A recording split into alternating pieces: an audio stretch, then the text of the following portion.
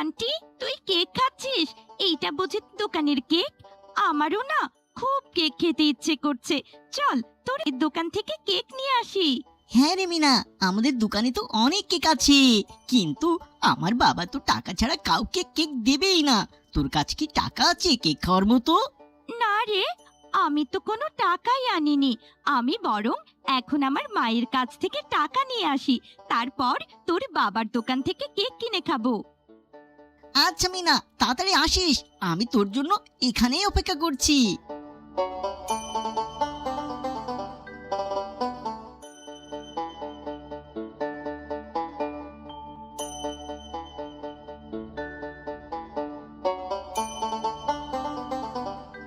ও মা, মা, আমাকে 10 টাকা দাও না। আমার যে খুব কেক খেতে ইচ্ছে করছে। জানো মা, বান্টিদের দোকানে না ওর বাবা অনেক কেক এনেছে। বান্টির বাবা অনেক ধরনের কেক বিক্রি করে। মিনা, সব সময় শুধু কেক খাই করিস কেন? এত কেক খাওয়া যাবে না। কেক খেতে খেতে দাঁতগুলো একদম নষ্ট করে ফেলেছিস। কোনো কেক খাওয়ার টাকা নেই আমার কাছে, এখান থেকে যা তো। ও মা, 10টা টাকাই তো চেয়েছি, দাও না। তুমি এরকম কেন করো? সব সময় তুমি আমার সাথে এমন করো। আমি শুধু একটা কেকই খাবো, আর কখনো তোমার কাছে টাকা চাইবো না। এই নে মিনা, 20 টাকা দিয়ে দিচ্ছি। এখান থেকে 10 টাকা কেক খেয়ে আসবি, আর 10 টাকা ফিরিয়ে আনবি, কেমন? বেশি কেক কিন্তু কিনবি না, আর তাড়াতাড়ি বাড়ি ফিরে আসবি। এই মেয়েকে নিয়ে আমি আর পারি না বাপু, সারাক্ষণ শুধু কেক খাই করতেই থাকে। বান্টি, এই দেখ, আমি মায়ের কাছ থেকে 20 টাকা নিয়ে এসেছি। এই টাকা দিয়ে তোর বাবার দোকান থেকে কেক কিনে খাবো। চল তাড়াতাড়ি যাই। কাকু, কাকু, আমাকে 10 টাকা দিয়ে একটা কেক দাও, আর 10 টাকা ফিরিয়ে দাও। মা বলেছে 10 টাকা বাড়িতে ফেরত নিয়ে যেতে। 10 টাকা দিয়ে আমাকে একটা চকলেট কেক দাও। এই নে মিনা, 20 টাকার একটা কেক দিয়ে দিচ্ছি। কেকের দাম বেড়েছে, আমার দোকানে এখন 10 টাকা দামের কোনো কেক নেই। এখন এখান থেকে চলে যা। কাকু, ও কাকু, তুমি আমাকে 20 টাকা দিয়ে একটা কেক কেন দিলে? এখন তো আমার মা আমাকে খুব বকবে। মা তো বাড়িতে 10 টাকা ফেরত নিয়ে যেতে বলেছে। তুমি আমাকে 10 টাকা ফেরত দাও, আর 10 টাকার মধ্যে আমাকে ছোট্ট একটা কেক দাও। 20 টাকার নিচে আমার দোকানে কোনো কেক নেই, আমি তোকে টাকা ফেরত দিতে পারবো না।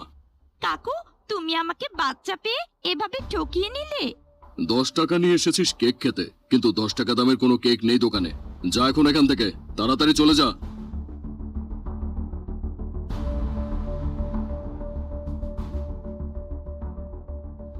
বাবা, ও বাবা, তুমি মিনার কাছ থেকে 10 টাকা বেশি কেন নিলে? ওই কেকের দাম তো 10 টাকা। তুমি তো 10 টাকাই নিতে পারতে। মিনার সাথে এরকম করা তোমার মোটেও উচিত হয়নি। তুই এখন আমাকে কি উচিত কি অনুচিত এটা শেখাবি? যা এখান থেকে।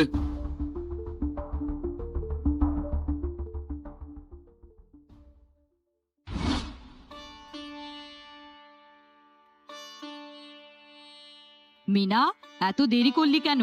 সেই কখন দোকানে গিয়েছিস? দে তো তাড়াতাড়ি, আমাকে 10 টাকা ফেরত দে। মা, বাঘা কাকু আমাকে 10 টাকা ফেরত দেয়নি। বলেছে 10 টাকা দিয়ে কোনো কেক নেই। বলেছে একটা কেকের দাম 20 টাকা। আমার কাছ থেকে বাঘা কাকু 20 টাকা রেখে দিয়েছে। মিনা, মিথ্যে কথা কেন বলছিস? নিশ্চয়ই 20 টাকা দিয়ে তুই দুটো কেক কিনে এনেছিস। একটা কেক বাইরে থেকে খেয়ে এসেছিস, তাই না? এত কেক খেলে দাঁত সবগুলো নষ্ট হয়ে যাবে। অনেক সাহস হয়েছে তোর। যা, আজকে তুই সারাদিন কেকই খাবি। তোকে আজ আমি আর ভাত খেতেই দেব না। আমার চোখের সামনে থেকে এখনই চলে যা। এরপর মিনা তার মায়ের কথায় কষ্ট পেয়ে চলে যায়, আর রাস্তার ধারে বসে বসে কান্না করতে থাকে। মা আমার কোনো কথাই বিশ্বাস করলো না। মাকে যে আমি কোনো মিথ্যা কথা বলিনি। আমাকে কত বকা দিল, আর কোনো দিন আমি কেক খেতে চাইবো না। কি হয়েছে দিদি ভাই? তা পথের ধারে এভাবে একা একা কাঁদছিস কেন? বুড়ো দাদিমা, আমার যে কেক খুব পছন্দ। আমি একটা কেক খেয়েছি বলে মা আমাকে খুব বকেছে। বলেছে আমাকে নাকি ভাত খেতে দেবে না, আর কেক কখনো কিনেও দেবে না। কেঁদো না দিদি ভাই, এই নাও এই বীজটা তুমি বাড়িতে গিয়ে রোপণ করে দিও। এই বীজের চারা থেকে অনেক কেক ধরবে।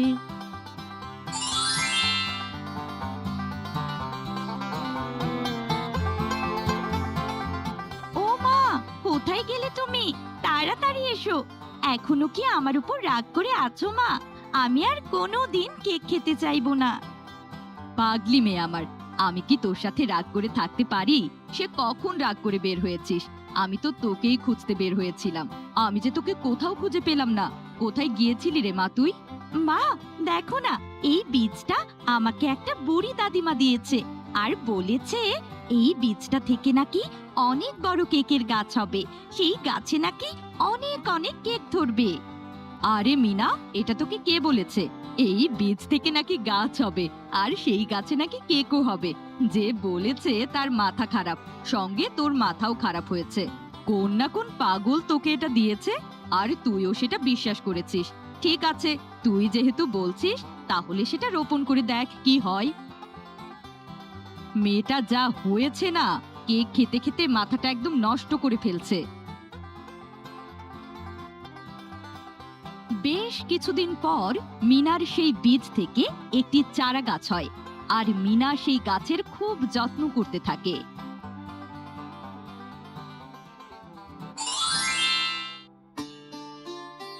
ও মা, তাড়াতাড়ি আসো, এসে দেখো না আমাদের সেই চারা গাছ থেকে কত বড় একটা কেকের গাছ হয়েছে। কত কেক ধরেছে মা, আমার যে খুব খুশি লাগছে। এই সব কেক এখন থেকে আমার। আরে হ্যাঁ রে মিনা, তোর বুড়িমার কথা তো দেখছি সত্যি ছিল। গাছে নাকি আবার কেক ধরে। এখন থেকে এই গাছের কেক তুই একাই খাবি না, গ্রামের সকল বাচ্চাদের ফ্রিতে দিয়ে দিবি, যাতে করে কেক খেতে ওই বাঘার দোকানে আর যেতে না হয়। হ্যাঁ মা, ঠিকই বলেছ। আমি টুম্পা, রিনা, বান্টি ওদের সবাইকে কেক খেতে দেব।